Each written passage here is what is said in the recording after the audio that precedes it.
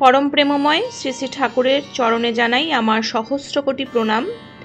परम पूजनीया जगज्जननी श्री श्री बड़मार चरणेও जानाई अनुरूप प्रणाम। परम पूज्यपाद श्री श्री पितृदेवेर चरणेও जानाई आमार अनुरूप प्रणाम। इष्टप्राण श्रद्धा सकल दादा ओ मायेदेर मायेर शुभ जन्ममास श्रावण मासेर एकदम अंतिम दिने दाड़िये सकलके जानाई आमार आंतरिक प्रणाम और आनंदित जयगुरु।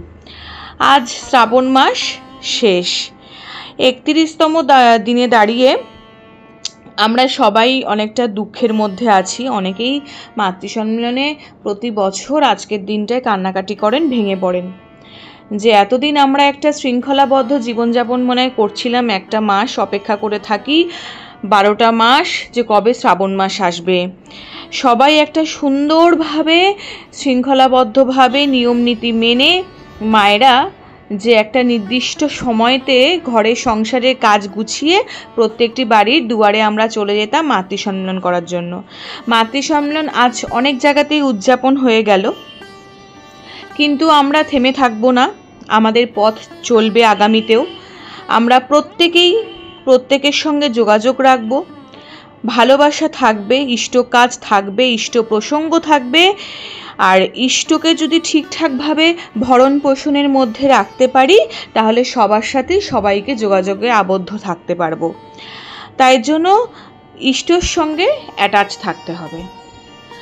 আর কোথায় কবে সৎসঙ্গ মাতৃসম্মেলন হচ্ছে আপনারা গ্রুপগুলোতে জয়েন করে যাবেন।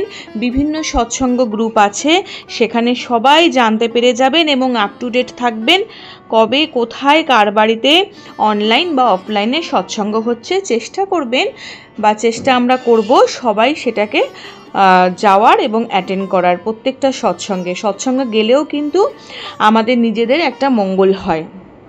আমরা নিজ পরিবারের নিজের জন্যই আমাদের যাওয়া সৎসঙ্গে। আর সৎসঙ্গের আলোচনা, গান, এই যে এগুলো শ্রবণ এবং মননের মধ্যে দিয়ে কিন্তু পরিবারের মঙ্গলটা নেমে আসে। তাই কেউ যদি বঞ্চিত না থাকি আমরা, কারণ এই 1 মাস করলাম তারপরে আবার ঘরে বসে থাকলাম, এটা যেন না হয়। দীক্ষাপত্রের কাজ যেরকম চলছে চলবে আচার্যদেবের কথায়, পূজনীয় অবিন্দার কথায়, তার সাথে সাথে ঠাকুরের কাজগুলো চলবে সৎসঙ্গ মাতৃসম্মেলন প্রত্যেকটা বাড়িতে।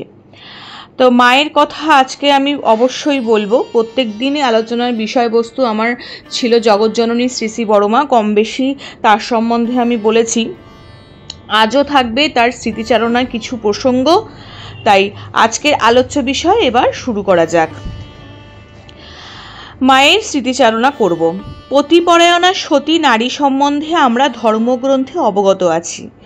আজও সমাজে, বিশেষত ভারতবর্ষে বেশি না হলেও কমও নয়, এমন পতিব্রতা নারী প্রাচীনকালের মতোই দৃষ্ট হন, যাদের সম্পর্কে আমরা অবহিত নই। এই যুগেও পরম পতিব্রতা মহামহীয়সী সীতার মতো সতী সাধ্বী নারী জন্ম নিয়েছেন, যার সম্বন্ধে কম মানুষই অবগত।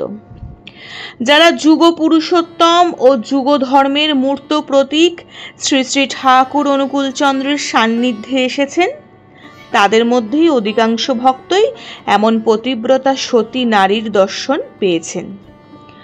অনেকে তার জীবনী গ্রন্থও পড়েছেন, কিন্তু কিছু ভক্ত স্বচক্ষে তাকে যে রূপে দেখেছে তাই এখানে ব্যক্ত করছেন। 1952 খ্রিস্টাব্দের ডিসেম্বর মাস, তীব্র শীত, জঙ্গলে ঘেরা দুমকা শহরের শেষ প্রান্তে মুখার্জি পার্ক। কিছুদিনের জন্য পরম প্রেমময় শ্রী শ্রী ঠাকুর অনুকূলচন্দ্র সেখানে গেছিলেন বসবাসের জন্য। এই পার্কের একটি ছোট বাড়িতে শ্রী শ্রী ঠাকুরের অর্ধাঙ্গিনী পরমারাধ্যা শ্রী শ্রী বড়মা থাকতেন। সেই বাড়িটির সামনে এক বিরাট তাঁবু খাটানো হয়েছিল, যেখানে শ্রী শ্রী ঠাকুর দিনে শিষ্যদের সাথে ও বহিরাগত ভক্তগণের সাথে বিভিন্ন বিষয় নিয়ে আলাপ আলোচনা করতেন ও রাত্রে সেখানেই শয়ন করতেন। এরই মধ্যে শ্রী শ্রী ঠাকুরের শ্রীমুখ হতে অবিরল বাংলা ও ইংরাজিতে অসংখ্য বাণী নির্গত হতো। অত্যন্ত দ্রুত তিনি সেসব বাণী বলতেন ও শ্রী প্রফুল্ল কুমার দাস, যিনি অত্যন্ত বিদ্বান ও অভিজ্ঞ, তিনি একটি বড় মোটা নোট বইয়ে সেই সব বাণী লিপিবদ্ধ করে রাখতেন। বিশিষ্ট ভক্তগণের সাথে যেসব আলাপ আলোচনা হতো তাও তিনি সেই নোট বইয়ে লিপিবদ্ধ রাখতেন। ওই পার্কের পূর্ব দিকে 2-3টে টালির ঘর ছিল, যেগুলিতে শ্রী শ্রী ঠাকুরের কয়েকজন ভক্ত থাকতেন। তার সাথে আমিও একটি ছোট্ট ঘরে থাকতাম। আমার সঙ্গে বিহারের কর্মী শ্রী চন্দ্রেশ্বর শর্মা ও শ্রী বৈকুণ্ঠ প্রসাদ সিংহ তার পরিবারও থাকতেন। একদিন হঠাৎ মাঝরাতে আমার ঘুম ভেঙে গেল। বাথরুমে যাওয়ার জন্য যেই বাইরে এলাম তখনই আমার দৃষ্টি শ্রী শ্রী ঠাকুরের তাঁবুর দিকে গেল, যেটা চারিদিক দিয়ে ঘেরা ছিল। সেই তাঁবু পরিক্রমারত এক মহিলাকে দেখে তখনই আমার মনে এই প্রশ্ন জাগলো যে এই তীব্র ঠান্ডায় মাঝরাতে কে ওই মহিলা যে নির্ভয়ে তাঁবু পরিক্রমা করছে? বিস্ফোরিত চোখে আমি দেখলাম যে সেই মহিলা আর কেউ নন, স্বয়ং শ্রী শ্রী বড়মা। এই গভীর জঙ্গলে বিশেষ করে মাঝরাতে তাকে পরিক্রমারত অবস্থায় দেখে আমি পরম বিস্মিত হলাম। ভাবলাম কি দুর্জয় সাহস! সে সময় পাহারার জন্য কোনো দারোয়ান ছিল না, শিষ্যদের মধ্যেও কেউ পাহারা দিতেন না। শ্রী শ্রী বড়মা নীরবে রাতের অন্ধকারে উঠে স্বয়ং আপন পতিদেবতার প্রহরায় রত থাকতেন। শিষ্যদের মধ্যে এই ব্যাপারটা কেউ জানতেন না। বাথরুম থেকে বেরিয়ে আমি নীরবে নিজের ঘরে বিছানায় বসলাম। আমার তুলসীদাসের রামায়ণের সেই কথা মনে পড়ল, যেখানে আমরা জানতে পারি শ্রীরামের বনবাসকালে সারা রাত জেগে কিভাবে মহামহিমময়ী সীতা নির্ভয়ে শ্রীরামের প্রহরায় নিযুক্ত থাকতেন। সতী নারীর নিজের ওপর কতটা ভরসা ও বিশ্বাস থাকলে যার ফলে তার কোনো হিংস্র জীব বা দুষ্ট লোকের ভয় বিন্দুমাত্র থাকতো না। তুলসীদাসের রামায়ণে বর্ণিত সেই ঘটনা যা আমার কাছে কল্পিত মাত্র মনে হতো, তা আজ সত্য বলে প্রতীত হলো। দেওঘর সৎসঙ্গের আরেকটি ঘটনা আমার মনে আছে। শ্রী শ্রী ঠাকুরের মধ্যম পুত্র পূজনীয় ছোড়দা একবার উৎসবে একটি হিন্দি নাটক মঞ্চস্থ করতে মনস্থ করলেন। সে ব্যাপারে অভিনেতাদের হিন্দি উচ্চারণে সাহায্য করার জন্য আমার ও স্বর্গীয় চন্দ্রেশ্বর শর্মার ওপর দায়িত্ব দেওয়া হলো। প্রথমে শ্রী DL রায় রচিত বাংলা নাটক চন্দ্রগুপ্ত এর হিন্দি অনুবাদ বানানো হলো এবং সবাইকে হিন্দি বলার অভ্যেস করতে হলো। উৎসবের প্রথম দিনেই হিন্দি চন্দ্রগুপ্ত অভিনয় হবে বলে ঠিক হলো। আমরা দুজন গ্রিন রুমে বসেছিলাম, যেখানে অভিনেতাদের সব দিক দিয়ে প্রস্তুত করা হতো। যখন সকলই প্রস্তুতি শেষ, তখন পূজনীয় ছোড়দা আমাকে আদেশ করলেন, যাও মাকে এখানে নিয়ে এসো। মা এখানে এলেই নাটকের অভিনয় শুরু হবে। আদেশ পাওয়া মাত্রই আমি ঠাকুর বাংলায় শ্রী শ্রী বড়মার কাছে গেলাম, তাকে পূজনীয় ছোড়দার ইচ্ছার কথা নিবেদন করলাম। পরমারাধ্যা শ্রী শ্রী বড়মা অত্যন্ত দৃঢ় কণ্ঠে সঙ্গে সঙ্গেই বলে উঠলেন, এখনো ঠাকুরের ভোগ হয়নি, আর যতক্ষণ না তার ভোগ হচ্ছে ততক্ষণ স্বয়ং যম এসে ডাকলেও আমি যাব না। শ্রী শ্রী ঠাকুরের ভোগের সময় শ্রী শ্রী বড়মা স্বয়ং উপস্থিত থাকতেন। শুধু তাই নয়, পাচক থাকা সত্ত্বেও তিনি নিজেই সব দেখাশোনা করতেন, ভোগ প্রস্তুত করতেন ও ঠিক সময়ে উপস্থিত থেকে শ্রী শ্রী ঠাকুরের ভোগ সুসম্পন্ন করাতেন। তার এই ভাব দর্শনে আমি মুগ্ধ হয়ে গেলাম। সাধারণত অনেক মাকেই দেখা যায় বয়স বাড়লে স্বামীর দেখাশোনার চেয়ে ছেলে মেয়ের দেখাশোনার দিকেই বেশি নজর দিয়ে থাকেন। এর ফলে এইসব পরিবার শান্তির বদলে অশান্তিই ছেয়ে থাকে। কিন্তু যে পরিবারে পতিব্রতা স্বামী, ভক্তিপরায়ণা সতী নারীর অবস্থান, সে পরিবার তো স্বর্গের চেয়েও সুন্দর হবে, সেখানে নিত্য শান্তি বিরাজমান। একজন আদর্শ স্ত্রী কেমন হবেন তা একটি ঘটনার মাধ্যমে বোঝার চেষ্টা করা যাক। একটি মধ্যবিত্ত পরিবার, রান্নাঘরে শাশুড়ি খেতে বসেছেন। বৌমা সামনে বসে শাশুড়িকে খাওয়াচ্ছেন, পাত্র থেকে বিভিন্ন ব্যঞ্জন শাশুড়িকে পরিবেশন করছেন। শাশুড়ি বলছেন, আর দিও না, আর দিও না। যা আছে তোমার জন্য রাখো এবার। এভাবে বলা সত্ত্বেও বৌমা আরও একটু শাশুড়ির থালায় দিয়ে দিচ্ছেন। আরে তুমি তো সবটাই দিয়ে দিলে, তুমি কি দিয়ে খাবে? বৌমা মাথা নিচু করে স্মিত হেসে উঠলেন। শাশুড়ি মুখ তুলে বৌমার দিকে তাকালেন।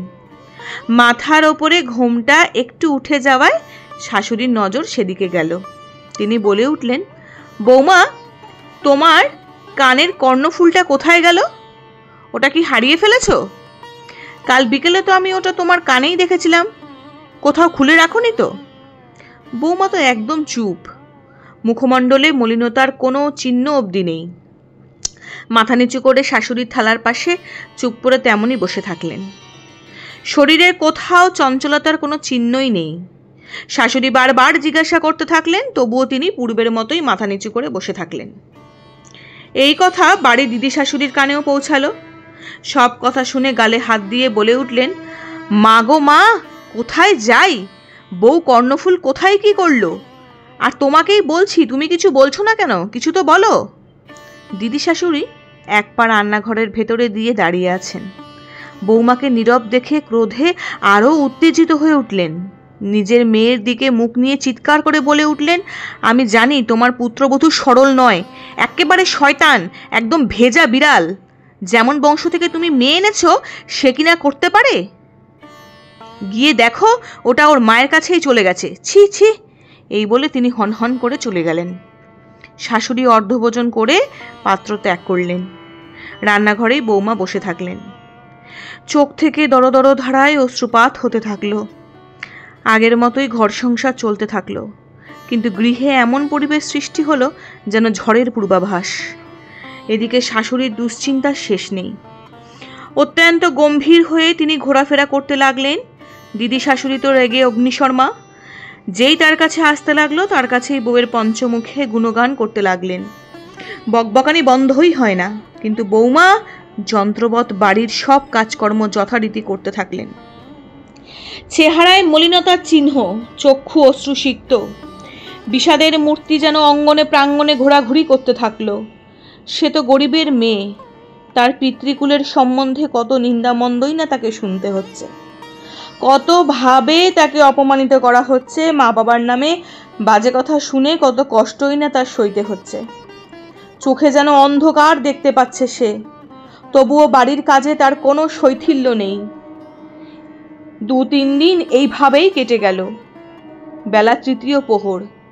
শাশুড়ি নাতিকে কোলে নিয়ে বারান্দায় বসে আছেন। দিদি শাশুড়ি প্রতিবেশীর বাড়ি ঘুরতে গেছেন। বৌমা ঘাটে জল আনতে গেছেন।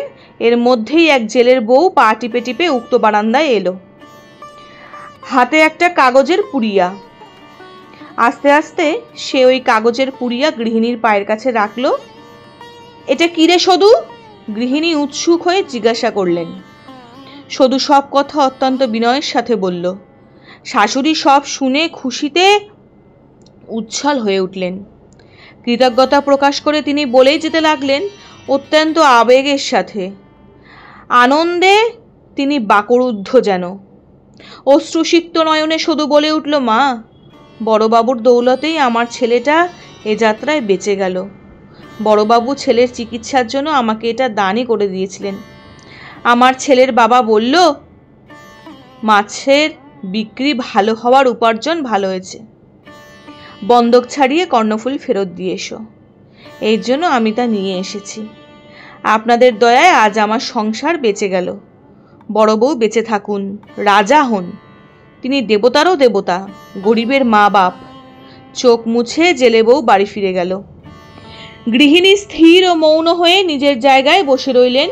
আকাশের দিকে দৃষ্টি নিবন্ধ করে মানসপটে ভবিষ্যতের বর্ণময় চিত্র উদ্ভাসিত হয়ে উঠল।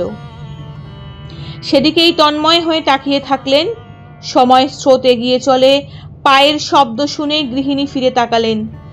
ভিজে কাপড়ে কাখে জল ভরা কলসি নিয়ে বৌমা আসছেন। হাতে সোনার বালা সূর্যরশ্মিতে উজ্জ্বল হয়ে উঠেছে।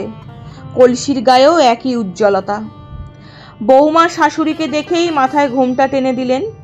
গৌরবর্ণা শরীরে নীল শাড়িতে বৌমাকে তখন কি অপূর্বই না দেখাচ্ছিল। এক দৃষ্টিতে চেয়ে থাকলেন শাশুড়ি। বৌমা রান্নাঘরে গিয়ে কলসি নামিয়ে রাখলেন। মুহূর্তে উক্ত ঘটনার কথা প্রকাশ হয়ে পড়ল।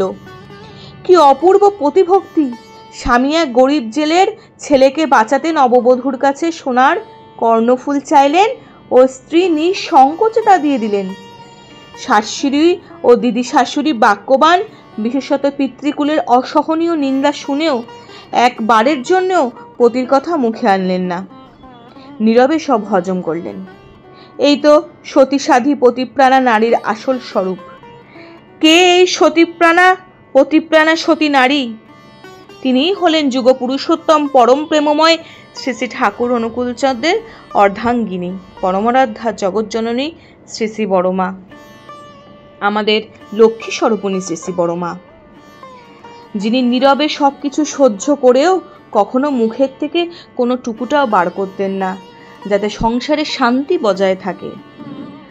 তিনি শত কষ্ট লাঞ্ছনা সহ্য করেও, তিনি বাপের বাড়ির সম্বন্ধে নিন্দা গালি সহ্য করেও কখনোর জন্য মুখ ফুটে কাউকে প্রত্যুত্তর করতেন না। এমনই ছিলেন আমাদের শ্রী শ্রী বড়মা। প্রতিভক্তি যার কাছে শেষ কথা ছিল, এমনই সধী সাথী ছিলেন আমাদের শ্রী শ্রী বড়মা। প্রত্যেকটি মুহূর্তে পতি ছিলেন তার ধ্যান জ্ঞান, তার প্রাণের প্রথম ও শেষ কথা। কিভাবে তাকে ভালো রাখা যায়, সন্তুষ্ট রাখা যায়, নজরে রাখা যায়, তাকে ভালোবাসা দিয়ে যত্নে রাখা যায়, সেই চেষ্টাই অবিরত করে গেছিলেন বিয়ের পর থেকে। অনেক কম বয়সে বিয়ে হওয়া সত্ত্বেও চেষ্টা করেছেন প্রত্যেকটি মুহূর্তে সংসারের প্রত্যেকটি মানুষকে কিভাবে খুশিতে রাখা যায়, কিভাবে বিভিন্ন কাজগুলি শিখে নেওয়া যায়। সবার মধ্যে থেকে তিনি ছোট্ট সংসারে থাকলেও, পড়াশোনা খুব বেশি না জানলেও, তার সংরক্ষণ বুদ্ধি, তার উপস্থিত বুদ্ধি, তার প্রখর দৃষ্টি আর তার অন্তর্দৃষ্টি, দূরদৃষ্টি সব কিছুই ছিল যেন প্রখর। কিভাবে কোনটা করলে কোনটা ভালো হবে সব সময় তিনি তার পতি পরমেশ্বরকে বলে গেছেন, গাইড করে গেছেন। তাই তো তিনি তার অর্ধাঙ্গিনীর উপর এত ভরসা বিশ্বাস দেখাতেন। নিজেকে পুরোপুরিভাবে কিভাবে সারেন্ডার করা যায় তার উপরে তিনি কিন্তু সেই বিশ্বাসটা অর্জন করেছিলেন। আজকে সেই জন্যই শ্রী শ্রী ঠাকুর সমস্ত কথায় সমস্ত ভক্তদের মায়ের কাছে পাঠাতেন বাকি সমাধান করে দেওয়ার জন্য। এই শ্রী শ্রী ঠাকুরের অর্ধাঙ্গিনী পরমারাধ্যা শ্রী শ্রী বড়মা। তাই আমরা সবাই মিলে যদি একটু একটু করে চেষ্টা করি, তিল থেকে তাল হয়, অনেক বড় হবে। আমরাও একটু একটু করে চেষ্টা করলে পারবো নিশ্চয়ই। না বলে তো কিছু অসম্ভব হয় না। আর আমাদের ঠাকুরই বলে গেছেন কোনো কিছুতে না বলা চলবে না। হ্যাঁ বলে, ইতিবাচক কথা বলে, ইষ্টের মধ্যে যুক্ত থেকে ইষ্টকে সাথে করে নিয়ে আমরা যদি চলি প্রত্যেকে, তাহলে আমাদেরও মঙ্গল ঠিক হবে। মঙ্গলের জন্য মাথা ঠুকে ঠুকে মন্দিরে যেতে হবে না, সবার কাছে গিয়ে বিভিন্ন দাঁড়ে দাঁড়ে মাথা ঠুকে মরতে হবে না। আমাদের মঙ্গল আমাদের নিজের হাতের মুঠোর, নিজেদের মুঠোর তালিতে লুকিয়ে আছে। আজ শ্রাবণের শেষ দিন, কাল থেকে ভাদ্র মাস শুরু হবে। ভাদ্র মাসে শ্রী শ্রী ঠাকুরের স্মৃতিচারণায় আমরা মগ্ন থাকব। শ্রী শ্রী ঠাকুরের বিভিন্ন প্রসঙ্গ, ইষ্ট প্রসঙ্গ, ইষ্ট আলোচনা সব কিছু নিয়ে থাকবে। আমার আরেকটি নতুন অধ্যায়, শ্রী শ্রী ঠাকুরের জন্ম মাস শুরু হচ্ছে। তাই সবাই যারা এখনো অবধি আমার চ্যানেলটি সাবস্ক্রাইব করেননি, অনুরোধ রইল সাবস্ক্রাইব করে রাখবেন। জানা অজানার মধ্যে দিয়ে আমরা সবাইকে সাথে করে নিয়ে এগিয়ে যাব। শ্রী শ্রী ঠাকুরকে আমরা সান্নিধ্যে যখন এসছি সবাই, আমরা নিশ্চয়ই সব ভক্তরা মিলে একসাথে তাকে মাথায় রেখে এগিয়ে যেতে পারবো তার দেখানো আদর্শে। আজ এই পর্যন্তই। সবাই সুস্থ ভালো থাকবেন। সবাইকে জানাই আমার আন্তরিক প্রণাম ও জয়গুরু। বন্দে পুরুষোত্তমম।